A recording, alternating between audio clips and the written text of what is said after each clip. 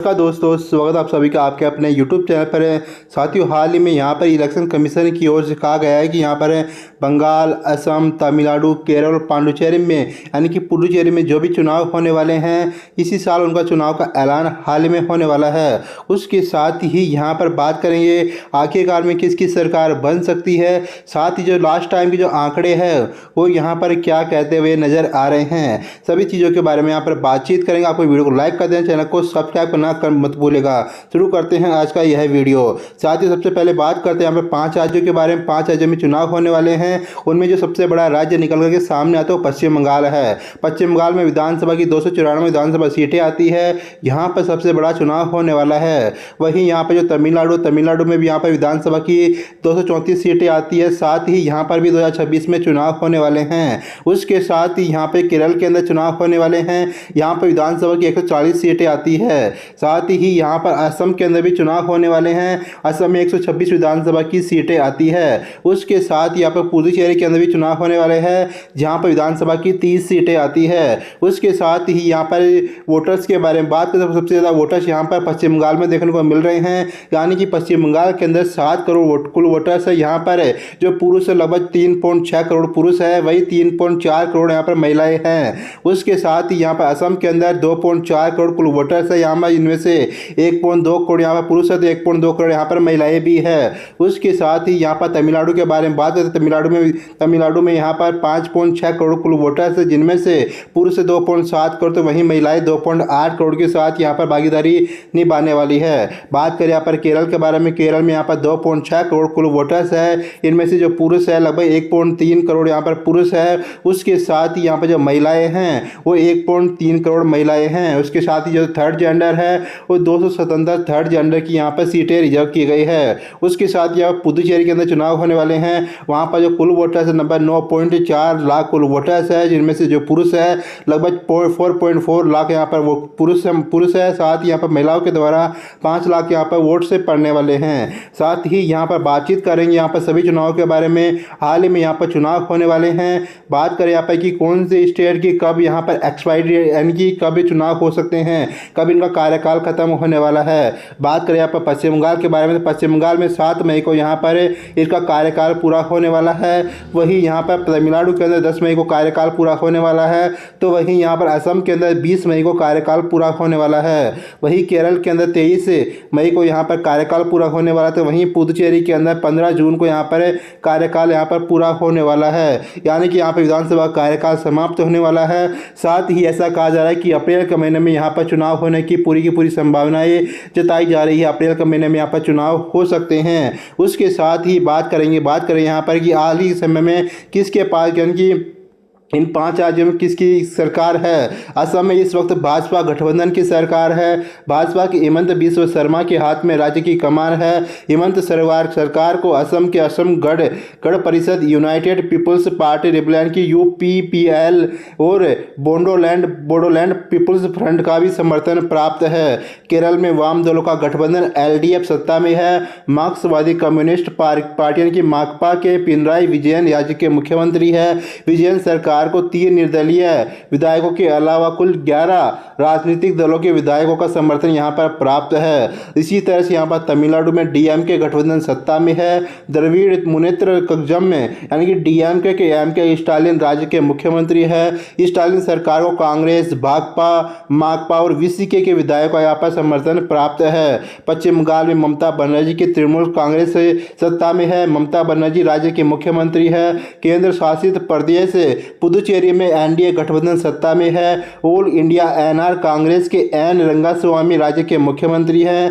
रंगास्वामी भारत सरकार को भाजपा के साथ 4 निर्दलीय और 3 मनोनीत विधायकों का यहाँ पर समर्थन भी प्राप्त है। अब बात करते हैं कि हाल ही में लास्ट टाइम जो चुनाव हुए थे 2021 के अंदर, उस समय यहाँ पर नतीजे कैसे रहे थे। सबसे पहले बात करते हैं यहाँ पर असम के बारे में। असम के बारे में बात करते हैं यहाँ पर असम विधानसभा की 2021 के विधानसभा चुनाव में असम की 126 सीटों में से से 7 सीटें सत्ताधारी भाजपा ने जीती थी। वहीं कांग्रेस के खाते में 29 सीटें गई थी। बदरुद्दीन अजमल की पार्टी AIUDF को 16 सीटें पर जीत मिली थी। वहीं असम गण परिषद को 9, UPL को 6, बोडोलैंड पीपुल्स फ्रंट को 4, माकपा को 1 सीट पर जीत मिली थी। वहीं शिवसागर सीट पर निर्दलीय उम्मीदवार अखिल गोगोई यहाँ पर इन्होंने जीत दर्ज की थी। बात करें यहाँ पर आंकड़ों के बारे में, तो आप यहाँ पर क्लियर तरीके से यहाँ पर देख सकते हो कुल जो विधानसभा की सीटें आती है 126 सीटें आती है। यहाँ पर बहुमत का आंकड़ा पार करने के लिए 64 सीटों की आवश्यकता होती है। साथ ही एनडीए के गठबंधन में यहाँ पर 75 सीटें हैं। 75 सीटों पर जीत दर्ज की थी साल 2021 के अंदर। इनमें से यहाँ पर जो वोट प्रतिशत है भाजपा का लगभग 33.21% रहा था। भाजपा ने यहाँ पर 60 सीटों पर जीत दर्ज की थी। उसके साथ यहाँ पर AGP के द्वारा 9 सीटें जीती गई थी, जिनमें 7.91% इनका वोट प्रतिशत था। साथ ही यहाँ पर UPL के द्वारा 6 सीटें जीती गई थी, जिनमें 3.39% यहाँ पर इनका वोट शेयर था। साथ ही यहाँ पर महाजोत ने 50 सीटें पर जीत दर्ज की थी, जिनमें सबसे बड़ी पार्टी निकल कर आई थी कांग्रेस पार्टी। कांग्रेस पार्टी ने यहाँ पर 29 सीटों पर जीत दर्ज की थी, जहाँ पर 29.67% इनका वोट परसेंट भी था।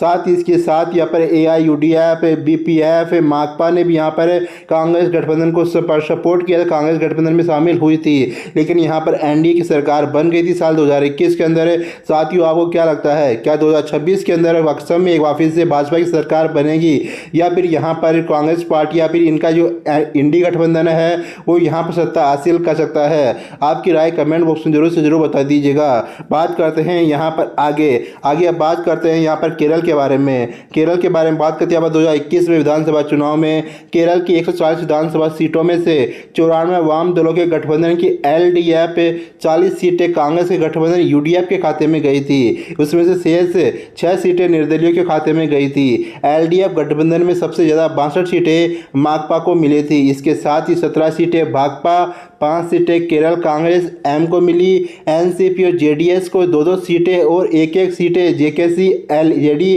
Congress secular INL Congress Kerala Congress B और NSC के खाते में गई थी। UDF की बात करें तो इस गठबंधन में सबसे ज़्यादा 21 सीटें कांग्रेस को मिली थी। इसके अलावा 15 सीटें यहाँ पर IUML को खाते में गई थी। साथ ही केरल कांग्रेस को यहाँ पर 2 और revolutionary Marxist party of India और केरल कांग्रेस जैकब को यहाँ पर 1-1 सीट मिली थी। इसके साथ ही आंकड़ों के बारे में बात करते हैं। यहाँ पर केरल के अंदर इस समय LDF की पार्टी सत्ता में है।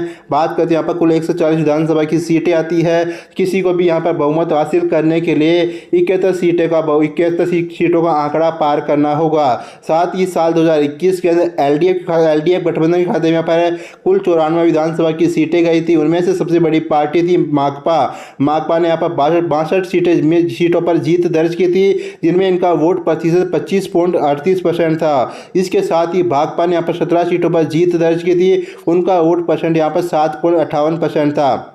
इसके अलावा केरल कांग्रेस M, NCP और JDS, JKC LJD Congress S, INL Kerala Congress B और NSC 1-1 सीट पर यहाँ पर इन्होंने जीत दर्ज की थी। बात करें यहाँ पर UDF गठबंधन के बारे में। UDF गठबंधन को साल 2021 में 40 सीटों पर जीत हासिल हुई थी। वहाँ पर सबसे बड़ी पार्टी निकल के सामने आई थी कांग्रेस पार्टी।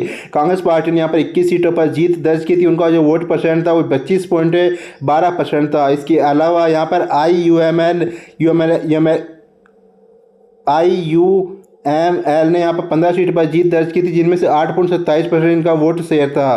केरल कांग्रेस के खाते में 2 सीटें गई थी। इसके साथ ही यहाँ पर RMPI केरल कांग्रेस J ने भी यहाँ पर सीटें हासिल की थी। यानी कि टोटल मिलाकर के यहाँ पर LDF की सत्ता है। इसके साथ ही आने वाले समय में यहाँ पर कांग्रेस यानी कि UDF सत्ता में आ सकता है, ऐसा अंदाज़ा लगाया जा रहा है। अब आगे बात करते हैं तमिलनाडु के बारे में। बात करते हैं यहाँ पर 2021 के अंदर तमिलनाडु विधानसभा चुनाव में तमिलनाडु की 234 विधानसभा सीटों में से 133 सीटें यहाँ पर स्टालिन की पार्टी DMK ने जीती थी। DMK गठबंधन के खाते में 159 सीटें गई थी। DMK की 133 सीटों के अलावा उसके सहयोगी कांग्रेस को 18, VCK को 4, भाकपा और माकपा को यहाँ पर 2-2 सीटों पर जीत मिली थी। भाजपा का एनडीए गठबंधन 75 सीटें जीतने में सफल रहा था। इस गठबंधन में सबसे ज़्यादा 66 सीटें यहाँ पर एआईएडीएमके ने जीती थी। इसके अलावा पीएमके को 5 और भाजपा को यहाँ पर 4 सीटों पर जीत मिली थी। आंकड़ों पर बात करते हैं, यहाँ पर तमिलनाडु विधानसभा चुनाव में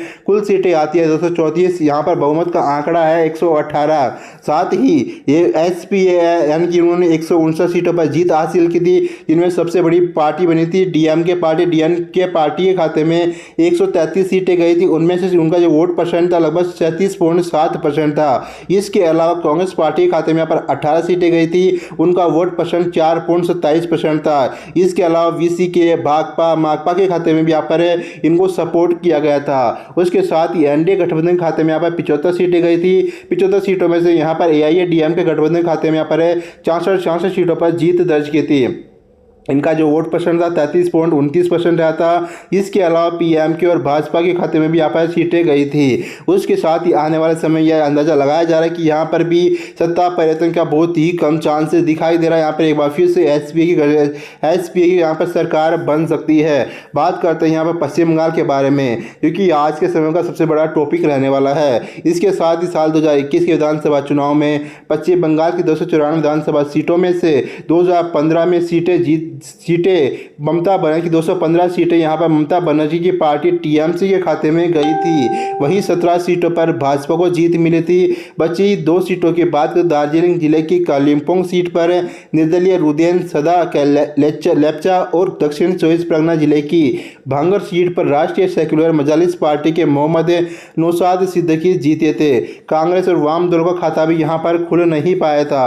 आंकड़ों पर बात करें तो यहाँ पर कुल सीटों के बारे में बात करते हैं, यहाँ पर विधानसभा की 294 विधानसभा सीटें आती है। यहाँ पर बहुमत का आंकड़ा 148 रहता है। बात करें साल 2021 में पश्चिम बंगाल का चुनाव के नतीजों के बारे में बात करते हैं, यहाँ पर टीएमसी पार्टी को सबसे ज़्यादा सीटें मिली थी, जिनमें इनका 215 सीटों पर इन्होंने जीत हासिल की थी। इनको खाते में यहाँ पर 48% से ज़्यादा वोट शेयर गया था। साथ ही भाजपा यहाँ पर जो विपक्षी पार्टी बनी थी, उनके खाते में यहाँ पर 77 सीटों पर जीत हासिल की थी। इनका जो वोट परसेंट था 37.97% रहा था। इसके अलावा यहाँ पर आरएसएमपी ने 1 सीट पर जीत हासिल की। निर्दलीय पार्टियों के खाते में यहाँ पर एक सीट गई थी। साथ ही अन्य पार्टियों के खाते में यहाँ पर 11% वोट शेयर गया था, लेकिन सीट इनके खाते में एक भी नहीं गई थी। अब बात करें आप पुदुचेरी के बारे में। पुदुचेरी में साल 2021 के पुदुचेरी की जिन 30 सीटों पर मतदान हुआ था, उनमें से 10 सीटें मौजूदा मुख्यमंत्री एन रंगास्वामी की एआईएनआर कांग्रेस को मिली। उसकी सहयोगी भाजपा के खाते में कुल 6 सीटें गई थी। कांग्रेस डीएमके गठबंधन को यहाँ पर 8 सीटों से संतोष करना पड़ा।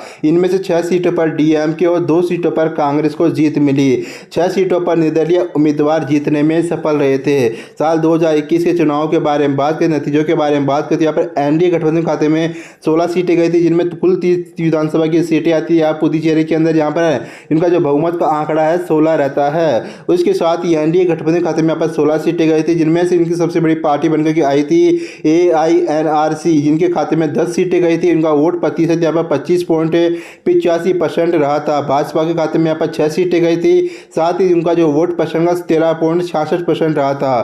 साथ ही यूपीए के खाते में यहाँ पर 8 सीटें गई थी। साथ ही डीएमके पार्टी के खाते में 6 सीटें गई थी, जिनका जो वोट परसेंट था 18.51% रहा था।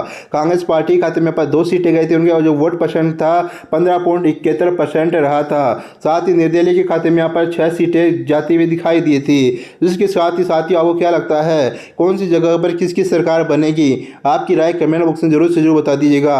अगर आपको यह वीडियो अच्छा लगा तो वीडियो को लाइक करना, चैनल को सब्सक्राइब करना मत भूलिएगा। धन्यवाद।